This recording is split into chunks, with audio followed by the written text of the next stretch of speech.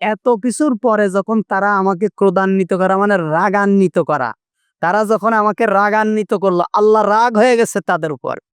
কারুবার এত কিছু করার পরেও তারা ফেরাউন এবং আর তার সম্প্রদায় মুসা আলাইহিস সালাতু ওয়াস সালামকে একেবারে জীবন্ত শেষ করে দেওয়ার জন্য তাদের পিছে পিছে হাঁটা শুরু করলো যে এদের সবাইকে আজকে মেরে ফেলে দেব, এদেরকে আর এই রাজ্য থেকে বের হতে দেব না। আল্লাহ তাআলা বলছেন এই কাজগুলো আমাকে রাগান্বিত করেছে, আমি অসন্তুষ্ট হয়েছি, তাদের উপরে রাগ হয়েছি। তখন কি করেছি? ইন্তাকামনা, আমি প্রতিশোধ গ্রহণ করেছি। কি প্রতিশোধ নিলাম? ফাগরাকনাহু, আমি তাদেরকে চুবায়ে দিলাম, ডুবায়ে দিলাম পানির মধ্যে, আজমাইন, সকলকে। অর্থাৎ আল্লাহ তাআলা তাদের উপরে তাদের এই নাফরমানির কারণে আল্লাহ তাআলা ফিরআউন এবং তার সম্প্রদায়ের উপর অসন্তুষ্ট হয়ে গোটা জাতিকে পানির মধ্যে কি করে দিলেন? চুবায়ে মেরে ফেলে দিলেন। ফাজআলনাহুম সালাফাও ওয়া মাসালাল লিল আখিরিন, অতঃপর তাদের পরবর্তীদের জন্য অতীত ইতিহাস ও দৃষ্টান্ত করে রেখে দিলাম। আল্লাহ তাআলা বলছেন ফাজআলনাহুম, অতঃপর তাদেরকে করে দিলাম সালাফান, অতীত ইতিহাস। অতীত ইতিহাস আল্লাহ তাআলা বলছেন এদেরকে আমি অতীত ইতিহাস করে দিলাম। কেমন? যে এই ফিরআউন এবং তার সম্প্রদায়ের মতো, ফিরআউনের মতো যদি কেউ অত্যাচারী হয়, ফিরআউনের মতো যদি কেউ স্বৈর শাসক হয়, ফিরআউনের মতো যদি কেউ দাম্ভিক হয়, ফিরআউনের মতো যদি কেউ নাফরমান হয়, তাহলে আমি আল্লাহ তাআলা ফিরআউনের মতো তাদের অবস্থাকে আমি কি করে দেব? একই অবস্থা করে দেব। এজন্য আমি তাদেরকে ইতিহাস করে দিলাম এবং মাসালান মানে দৃষ্টান্ত, লিল আখিরিন, পরবর্তীদের জন্য। অর্থাৎ কিয়ামত পর্যন্ত যত মানুষ আসবে সমস্ত মানুষদের জন্য আমি এটা ইতিহাস এবং দৃষ্টান্ত করে দিছি, যাতে কেউ ফিরআউনের মতো আর এত ঔদ্ধত্যপূর্ণ আচরণ না করে এবং এভাবে সীমা লঙ্ঘন না করে। আল্লাহ তাআলা দৃষ্টান্ত করে দিয়েছে। আজও পৃথিবীতে যদি কেউ পরপর পরপর পরপর পরপর নাফরমানি করতেই থাকে, আল্লাহ তাআলা তাদেরকে কি করেন? এভাবেই করেন। আজকে মনে হচ্ছে না ইসরায়েল একে বোমা মারে, ওকে বোমা মারে, ওকে বোমা মারে। তা আল্লাহ তাআলার কোরআন সত্য, মুহাম্মদুর রাসূলুল্লাহ সাল্লাল্লাহু আলাইহি সাল্লামের হাদিসও কি সত্য। সুতরাং আমি আর আপনি যদি বেঁচে নাও থাকি, আমাদের পরবর্তী প্রজন্ম হলেও দেখবে যে যেখানে ইসরায়েলের ইহুদিদেরকে মানুষ পাবে সেখানেই পিটাবে, এবং এরা দুনিয়ার এমন কোনো জায়গা থাকবে না যেখানে এরা পরিচয় দিয়ে বাঁচতে পারবে, পরিচয় লুকায় বাঁচতে পারবে। টুপি মাথায় দিয়ে, পাঞ্জাবি গায়ে দিয়ে বলবে যে আমি মুসলমান, কিন্তু পরিচয় দিয়ে বাঁচতে পারবে না। আল্লাহ রসুল বলছেন যে এমন একটা সময় আসবে যে ইহুদিরা পলায়ে থাকবে গাছের নিচে, পাথরের নিচে, পাথরের নিচে পলায়ে থাকবে জীবন বাঁচানোর জন্য। মুহাম্মদুর রাসূলুল্লাহ সাল্লাল্লাহু আলাইহি ওয়াসাল্লাম বলছেন তখন পাথরে বলবে, গাছে বলবে, মুসলমানদেরকে বলবে ওরে ধরো, আমার পিছনে পলায় আছে।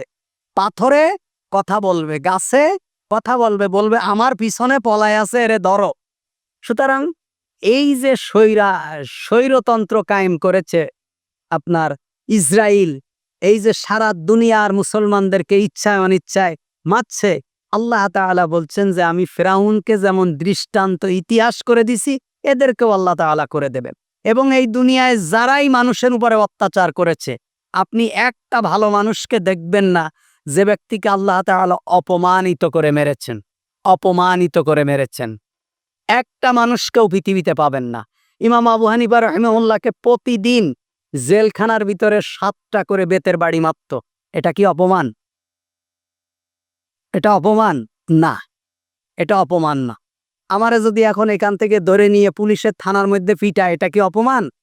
অপমান না। কেন? নির্দোষ, এটা আমার প্রতি জুলুম হচ্ছে।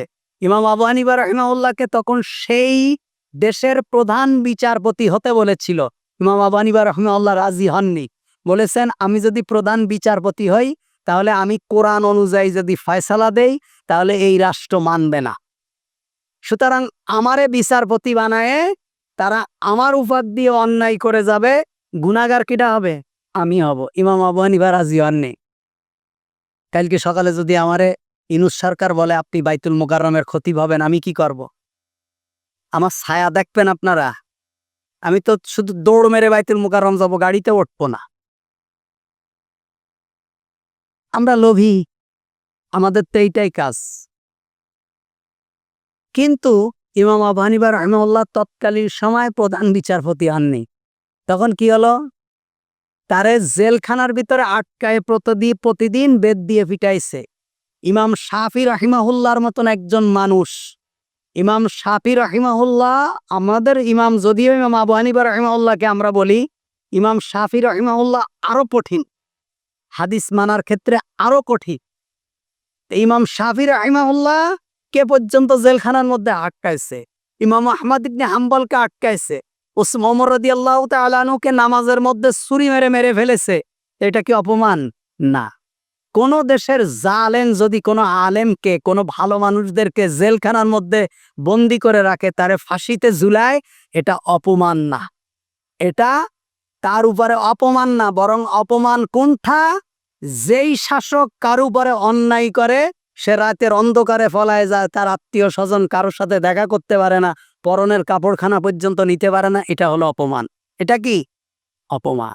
আমি যদি এমন কোনো আকাম করি যে আমি এই গ্রামে আর জীবনে ডুবতে পারবো না, এটা আমার জন্য অপমান। কিন্তু আপনি যদি, আমি একটা সঠিক কথা বলার কারণে যদি আপনি আমারে মসজিদ থেকে বের করে দেন, বলেন যে আপনি এই ওয়াজ করেছেন, আপনারে আর রাখবো না, এটা অপমানিত না। এটা কি? অপমানিত না, বরং এটা গর্বের বিষয় যে আমি একটা সহি কথা বলার কারণে আমার মসজিদে চাকরি থাকলো না, এটা অপমানিত না। কিন্তু আমি একটা অন্যায় করার কারণে, আমি একটা হারাম খাওয়ার কারণে, ঘুষ খাওয়ার কারণে, জিনা করার কারণে মসজিদের মেম্বার থেকে যদি আমার জামার কলার ধরে বের করে দেয়, এটা কি? অপমান। কিংবা আমি যদি পলায়ে যাই, অপমান। তো পৃথিবীর যত স্বৈর শাসক ছিল, পৃথিবীর যত জালেম ছিল, যে মিশরের মুরসিরে জেলখানার ভিতরে মারছে হাফেজ মুরসিকে, এটা অপমান না। কিন্তু মিশরের অনেক শাসক ছিল, ফেরাউনও তার মধ্যে একজন, যাদেরকে রাতের অন্ধকারে পলায়ে যাইতে হয়েছে, অথবা আল্লাহর গজবে এমন অপমানিত হয়ে মরতে হয়েছে, হাজার হাজার বছর মানুষ তাদের প্রতি ঘৃণা করে, এটা হলো অপমান। এটা কি? অপমান। তা সুতরাং যারা জালেম, যারা জুলুম করে, এক কথায় জালেম কারা? যারা জুলুম করে। যারা রাষ্ট্রের জুলুম করে তারাও জালেম। আপনি যদি আপনার বাড়ির পাশের একজন মানুষের উপরে অন্যায় করেন, আপনিও জালেম। আপনিও কি? জালেম। এ জালেম হইতে গেলে শেখ হাসিনা হইতে হবে, খালেদা জিয়া হইতে হবে, এরম না। আপনি যেই পর্যায়ে আছেন, এই পর্যায় থেকে যদি একজনের উপরে জুলুম করেন, তাহলে আপনি জালেম। তো এই জালেম যারা এই জুলুম করতে করতে করতে করতে করতে যদি সীমা লঙ্ঘন করে ফেলে, তাহলে তাদের উপরে আল্লাহর গজব নেমে আসে। এইটা পরিবারে হোক, সমাজে হোক, রাষ্ট্রে হোক, যেই জায়গায় হোক, তাদের উপরে জুলুম নেমে আসে। এজন্য কখনো কারো প্রতি জুলুম করা যাবে না। জুলুম এটা খুব খারাপ জিনিস। আল্লাহ রাসূল নিষেধ করেছেন, জুলুম খুব খারাপ জিনিস। কারণ আল্লাহ তাআলা গুনাহ মাফ করে দেবে, কিন্তু আপনি একজনের প্রতি জুলুম করেছেন, এই গুনাহ আল্লাহ তাআলা ক্ষমা করবেন না। এজন্য জুলুম করা যাবে না।